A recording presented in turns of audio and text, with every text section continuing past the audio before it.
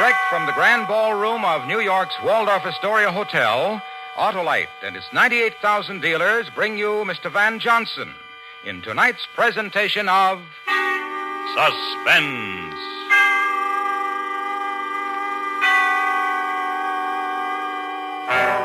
Tonight, Autolite recreates the story of the first international automobile race. The story is based on fact and is called Around the World. Our star, Mr. Van Johnson.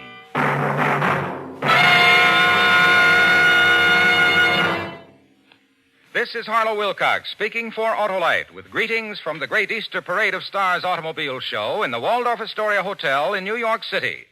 On display are 40 new car models in exciting colors. They were produced by leading car manufacturer members of the Autolite family. Here, too, are spectacular action displays, working models of a Navy torpedo and aircraft carrier, along with other interesting exhibits provided by our armed forces. Plus, special cars styled by leading American and European designers. Record-breaking crowds of enthusiastic visitors have seen the show since Saturday's opening, and before it closes Thursday, many more are expected to see this spring spectacle. And now, as a special treat for our visitors here at the Easter Parade of Stars Auto Show, and to you at home, Autolite has brought our cast and our star, Van Johnson, to the stage of the Waldorf's Grand Ballroom for the true and exciting story of the one and only auto race around the world. This famous race took place in 1908, just 3 years before Autolite developed the first 2-unit 6-volt electrical system used as original equipment. But now, let's listen. Van Johnson is appearing by arrangement with MGM, producers of the Technicolor musical Small Town Girl, starring Jane Powell and Farley Granger. And now, transcribed, Autolite presents Around the World, starring Mr. Van Johnson, hoping once again to keep you in suspense.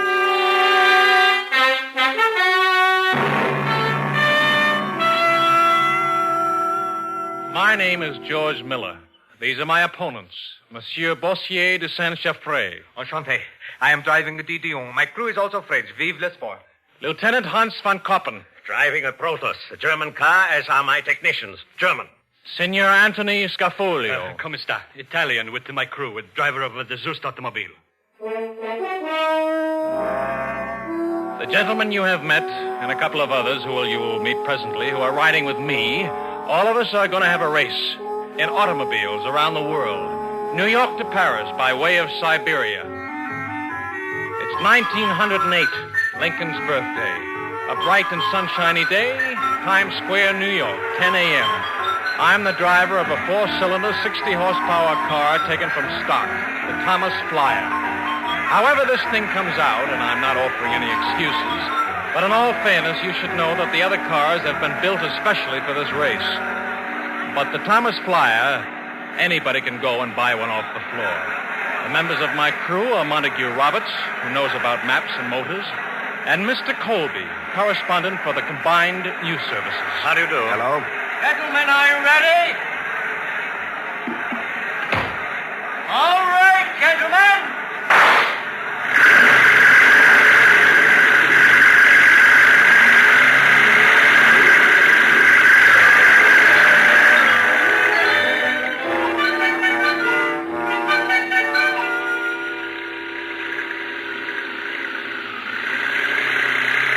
Yes, George. How far is it to Buffalo? We're only 50 miles from 43rd Street to Times Square, George, and 102nd. The Dion is still ahead of us. I didn't ask you how we... to make an observation, gentlemen. About the rain again, Mr. Colby? Yes, of course. As long as we're going around the world together, I don't think we should immediately exhaust whatever food of conversation we have in store for each other. I think the things at hand are the elements, for instance. Please talk to us about the rain, Mr. Colby. A prediction. Because of rain, one day an alert automobile manufacturer will produce a top attached to the body which can be lowered or raised. And a soul can sit in comfort and not be drenched like now. Mark my word. Montague. Yes, George. How far to Buffalo?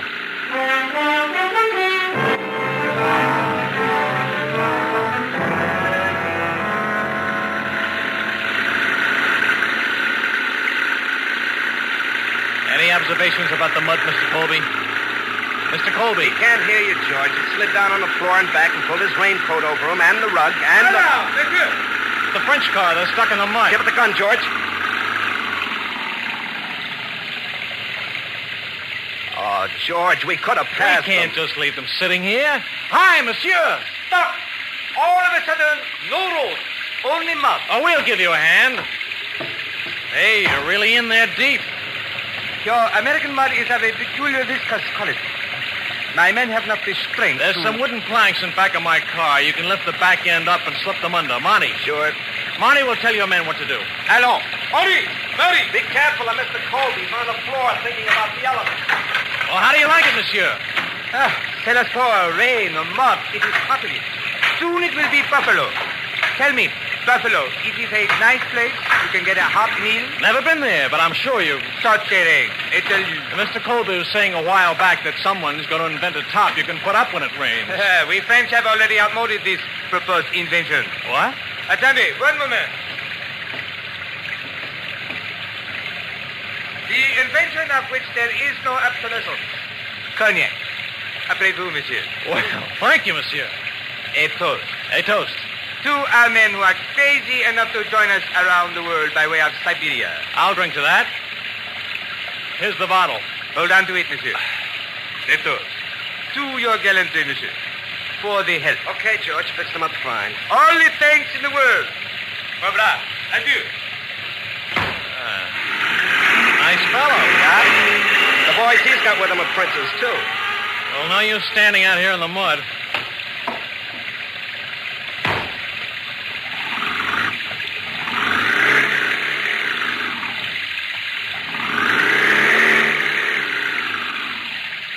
Oh, stuck. I know it.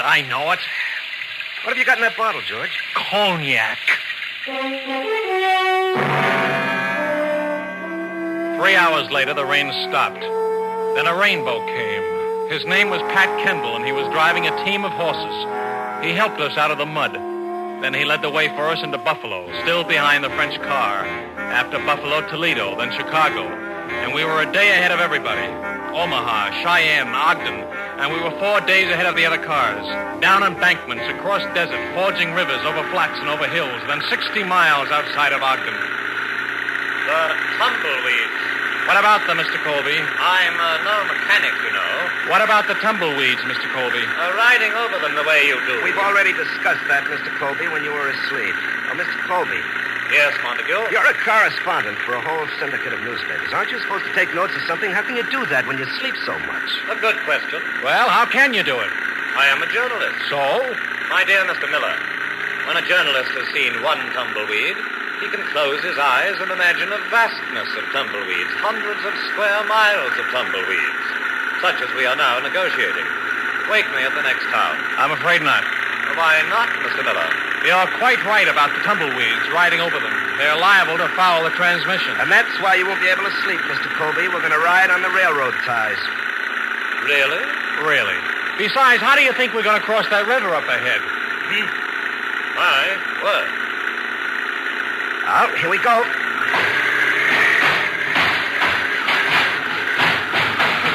How do you like riding on railroad ties, Mr. Colby? My word. George, What? I haven't driven since Cheyenne. Let's change places, huh? There's a trestle up ahead. I know. You're getting all the On best. the other side of the trestle. If we go over into that river, I want it to be my fault, not anybody else's. Mr. Miller, have you ever driven over a railroad trestle before? No. Don't look so worried, Mr. Colby. George, Yeah, I hear it. A train. How far in back of us is it? Near as I can judge, it's getting closer. hurry up, George.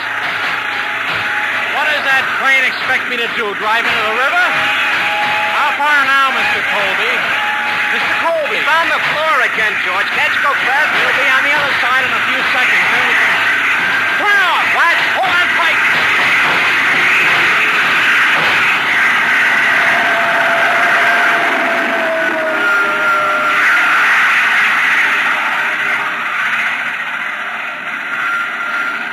You can drive now, Monty. Wait a minute. All right. Move over, will you? Yeah.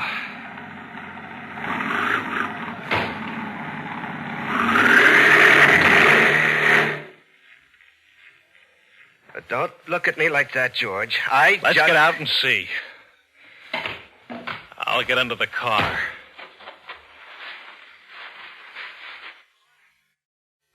Marty, come here. What do you see? I don't see any clutch shaft. That's one thing I see. Oh. Cracked right off. Where are we, Marty? Under a Thomas Flyer in the middle of the desert. Yeah.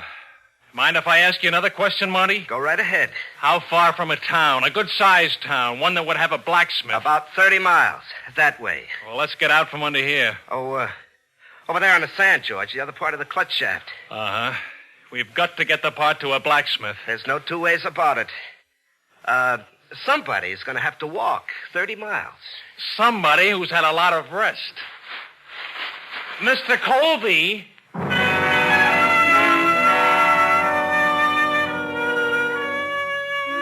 Mr. Colby returned 16 hours later. The blacksmith returned him in a wagon. Mr. Colby was sleeping in back of it. The clutch shaft was repaired, and the Thomas Flyer and the three of us were ready to go again, so we went. We arrived in San Francisco 12 days ahead of the other contestants. They gave us a cup, and we left for Seattle. When we arrived there, they gave us a cup. And according to the prearranged route, we loaded the Thomas Flyer on board a steamer and sailed for Valdez, Alaska. It was very cold in Valdez. My word, it's cold. Many people in Valdez had never seen an automobile before. And as a token for our achievement, they gave us a cup. They showed us a smaller cup which they were saving for the Frenchmen who were 10 days behind.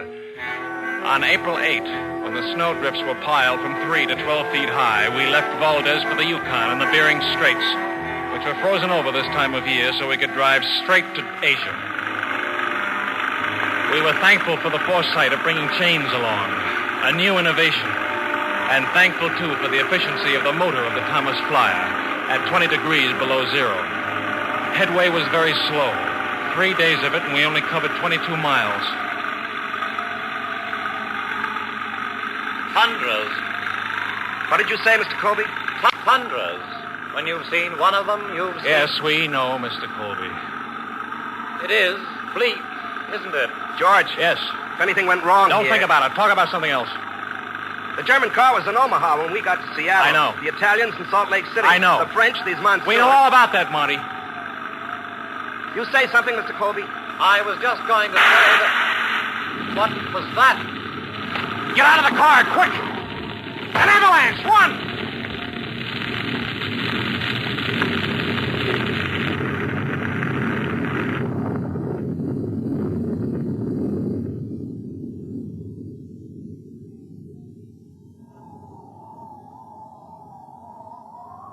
You all right, Monty? Yup. Mr. Colby? Look at the car. It's covered. Let's start digging, boys. Can't get caught here. All our equipment's covered. The shovels. Improvise, Mr. Colby. Use your hands. Oh? Hey! Hey! Fellow in snowshoes. Wonder what he wants. Hey there! Howdy. Howdy. Hello. You the fellas driving an automobile around the world? That's right. Where's your automobile? Under the snow. We had a little... Snowslide, eh? Have 'em around here all the time.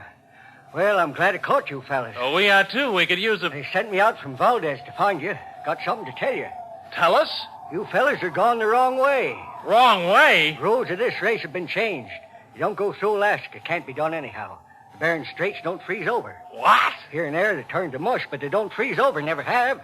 Then what are we supposed to do? Go back to Seattle. That's all I know. Automobile in Alaska. That don't make no sense at all. Well, come on, I'll give you a hand. Dig you out. I hope this little side trip didn't lose you boys the race.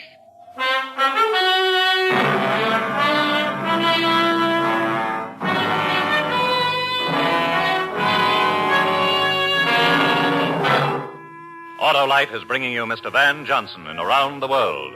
Tonight's presentation in radio's outstanding theater of thrills, Suspense.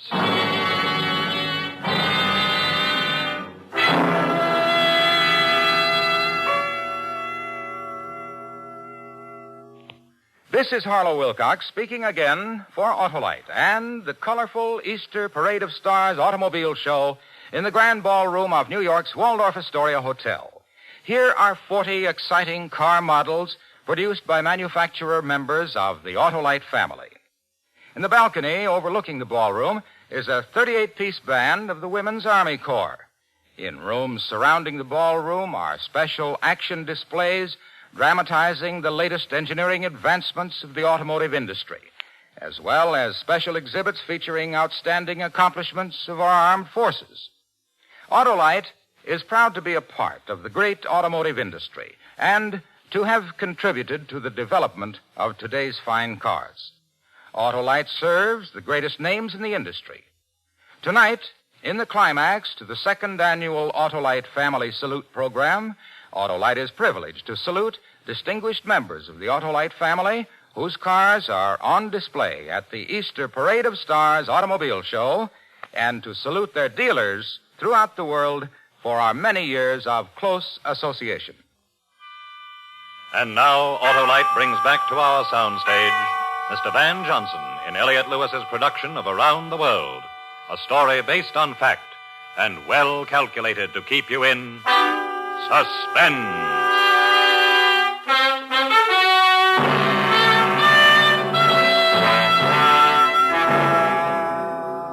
This is George Miller again.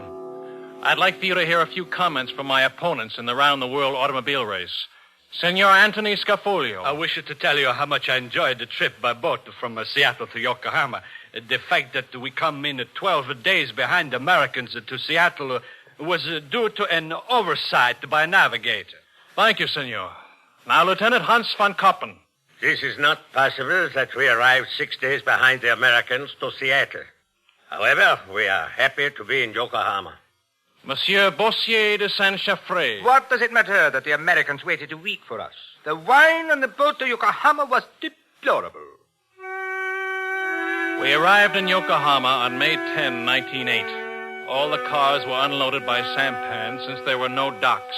All the contestants rested, saw the sights, and learned to eat with 2 pieces of wood which are called chopsticks. During the short time we were there, the student among us, Mr. Colby of the newspaper syndicate, learned a few Japanese words. Biru is beer, Obasan is woman, kawaii is pretty face, genki des is I am happy. Our stay in Japan was pleasant. All of us drove to Kobe and were loaded onto a boat, and we sailed for Vladivostok, arriving there May 17.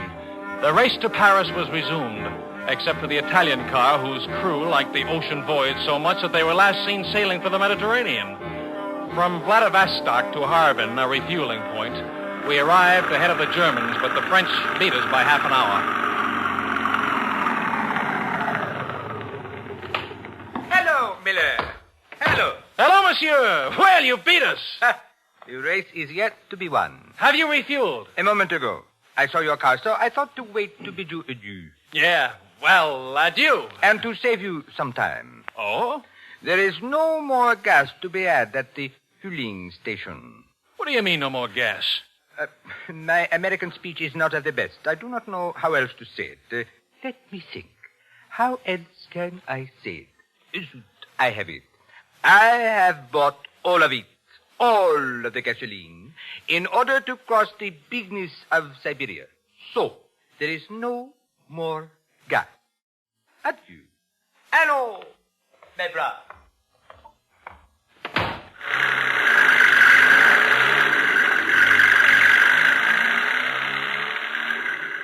I must say that was rather unsporting. Monty, go ask the man if he has any more gas. Right. You have no idea what I shall do when we finally get to Paris. What are you going to do, Mr. Colby? I shall lodge a protest with the Rules Committee. Forget it. Anyhow, I don't think I like Siberia very much. Well, you're going to see a lot of it, Mr. Colby. It's the biggest country... George.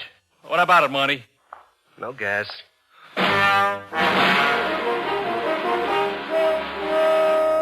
It was Monty, in his charming way, who got the gas. There was an army outpost in Harbin. The army of His Imperial Majesty, the Tsar of all the Russias. Monty introduced himself and his charm at the officers' club, and in a little while introduced a variation on the game of poker known as Spit in the Ocean. American money against the Tsar's gasoline. Monty won. Proposed maneuvers of the Harbin outpost of the army of His Imperial Majesty, the Tsar of all the Russias, was delayed for some time. We headed into the wilderness of Siberia. How far to the lake, Marty? I figure Lake Baikal is about 50 miles away. If we miss the boat that crosses it, we'll lose 2 days. We're well aware of that fact, Mr. Colby. Don't worry about it. We'll be there tomorrow morning for sure. Unless the French get there first, or the Germans. Haven't seen the Germans, but we passed the French. I'd like to remind you that we should not cross our... What's that up ahead? Horses. People on them. In such a locale, they're known as Tartars. Formed a line, George. You better slow down. Tartars are direct descendants of Genghis Khan. History tells us that Genghis Khan put 2 million people to the sword. The hobby of these people is beheading strangers. They're armed to the teeth, George. Let's go out and talk to them. Oh, hi there. You try it, Marty. Hello? Mr. Colby, have you ever had occasion to learn Tartar talk? Mr. Colby. Uh-oh. Here he comes, George. He must be 7 feet tall. Hello, Chief. We're just riding through. We're on our way to St. Petersburg. You talk to him, Marty. Oh, what do I say? Oh, something charming. Nice country you have here, Chief. George. You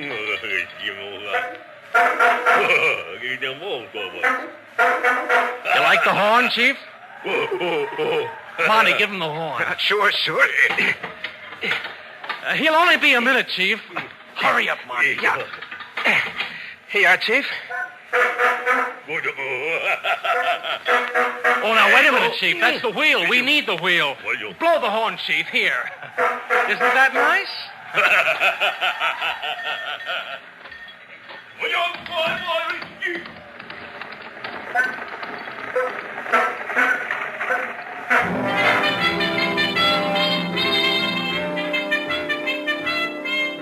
Our crossing of the rest of the Siberian wastes was remarkable only in Mr. Colby's remarking that we hadn't seen the French car for a long time. As a matter of fact, we never saw the French again. We lost only a few minutes at Omsk when we had to stop to let the Trans-Siberian Railroad train go by. Just before we were ferried across the Volga River, we passed Lieutenant Koppen and the crew of the Protos automobile. We were now in the lead. We arrived in St. Petersburg on Thursday, July 23. We were the first to arrive, and there were festivities in our honor. What a reception. My word. In the name of His Imperial Highness, Tsar of all the Russias, I welcome you to St. Petersburg. We're very glad And in full recognition of your remarkable achievements as the first to cross the motherland by automobile, I have been commanded by His Imperial Majesty, Tsar of all the Russias, to present a token of our admiration. Boris, the cup. Here, take.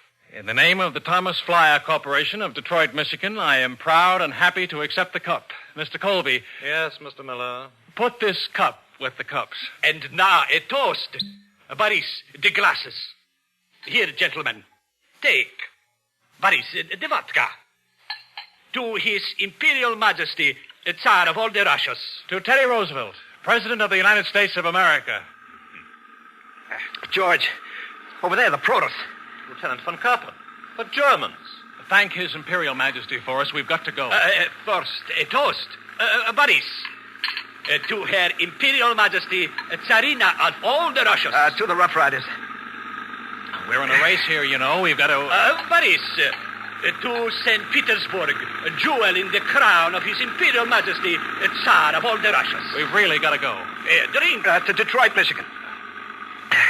Now let there be music and festival and dancing.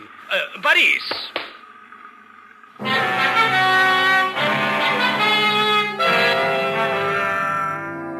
16 hours. 16 precious hours. We couldn't get away. We tried to, but we couldn't. Finally, at 6 o'clock in the morning, we left St. Petersburg. From there to Berlin, where we were told that the Protos car was a half a day ahead of us. That was on July 24. We refueled and went on. The roads were better, and we made good time. Hanover, Dusseldorf, Cologne, across Luxembourg and into France. Very good time, but still trailing the Germans in the Protos car. Then into Rheims, still behind the Germans. And the next day, on the morning of July 30, we were outside of Paris. Just outside of Paris. George, look, the Protos. Yeah. Hurry. What do you think I'm trying to do, Mr. Colby? That's the boy, George. We're gaining. Mr. Colby, throw everything out of the car. I was about to suggest that. Oh, do it. Yeah. We're gaining, George. We're gaining. The cops, too, Mr. Miller. The cops, too! Hey, Von Kappen, what kept you? Where have you been? You have not won yet. You have not. I can't hear you, Von Kappen. There's the finish line, George. All those people. My word.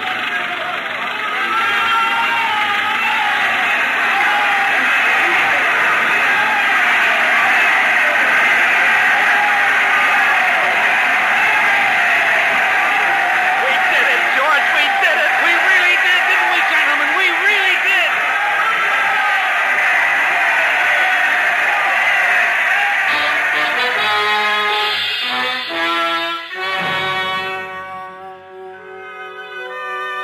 We won. We came in first. We drove from New York to Paris, almost 14,000 miles in the Thomas Flyer automobile. Our total running time was 88 days.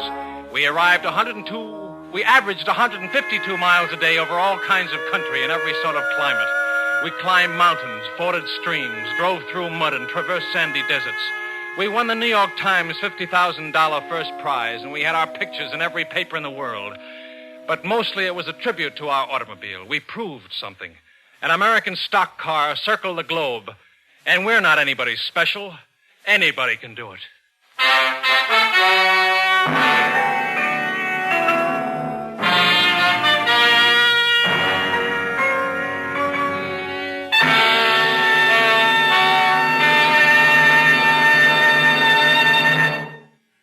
Suspense. Presented by Autolite. Tonight's star, Mr. Van Johnson. This is Harlow Wilcox speaking for Autolite and the worldwide Autolite family. Tonight, as the crowning achievement of the second annual Autolite Family Salute Program, we have brought you a special broadcast direct from the Easter Parade of Stars automobile show at the Waldorf Astoria Hotel in New York City. Tomorrow night, the Autolite family will join in a reception and supper party honoring all women's branches of our armed services. Also, Irene Dunn, Rosalind Russell, Van Johnson, and Robert Merrill. It's for the benefit of our armed services emergency relief funds. The Easter Parade of Stars automobile show, with its many new car models produced by manufacturer members of the Autolite family, will be open all day Wednesday and Thursday. Admission is free.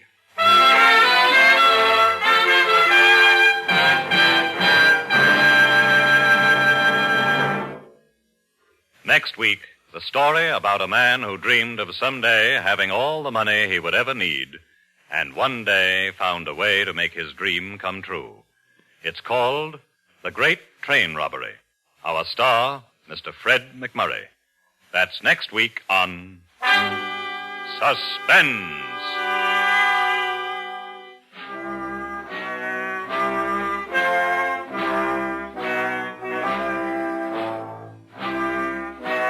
Suspense was transcribed and directed by Elliott Lewis, with music composed by Lucian Moravec and conducted by Lud Gluskin.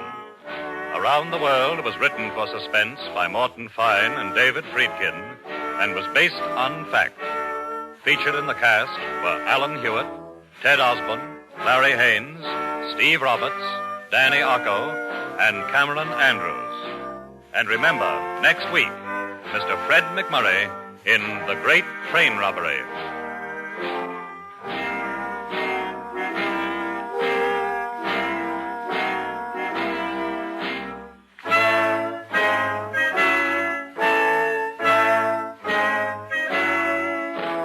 This is the CBS Radio Network.